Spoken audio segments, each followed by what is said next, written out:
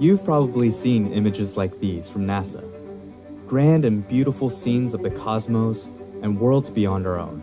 I've always wondered who makes these and how do they do it? This is Robert Hurt and Tim Pyle, two multimedia artists at IPAC Caltech. Yes, the planet sensors. They take scientific discoveries that look something like this and turn them into something like this. Scientists recently discovered the TRAPPIST-1 system, a dwarf star with 7 exhilarating exoplanets, some of which could even harbor life. Normally, when we have 1, 2, maybe there were 3 exoplanets we had to illustrate at once.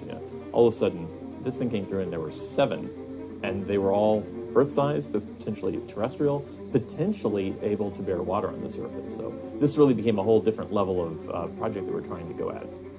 But all they have to work with is this, a graph showing light intensity coming from TRAPPIST-1. Each dip represents a planet passing in front of the dwarf star, and from that data, scientists can calculate everything from the size of the planet to the mass, density, and orbital periods. We still have only relatively little data about these, but what we try to do always is create one plausible model that at least does not go against what we know to be true about the system at a given stage.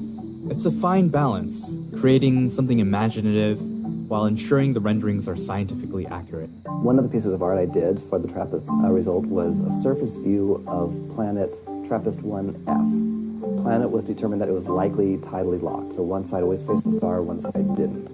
So it was also determined that it was fairly low density, which meant a greater probability that there could be water on the surface as opposed to just dry rock. We determined that the best plausible look we should illustrate was that the side facing the star would be liquid water and the side facing away would be ice. And then at the terminator line, it would transition from ice into water, which is pretty cool. So we thought it would be great to do a surface view of that planet and put our camera perspective right there on that terminator. And then beyond that, we can see this persistent twilight. Because tidally locked, the star is never, you're never going to see it like rising and setting, from the surface view. So it's just always looks like sunset as the star is right there on the horizon.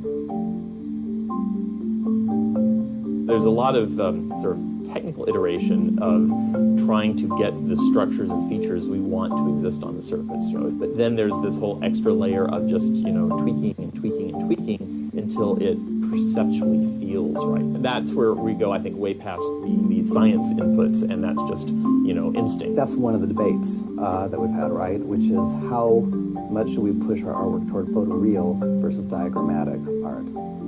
I think we tend to move a little more photoreal because there's some emotion in that. Like we can imagine that's a real place out there.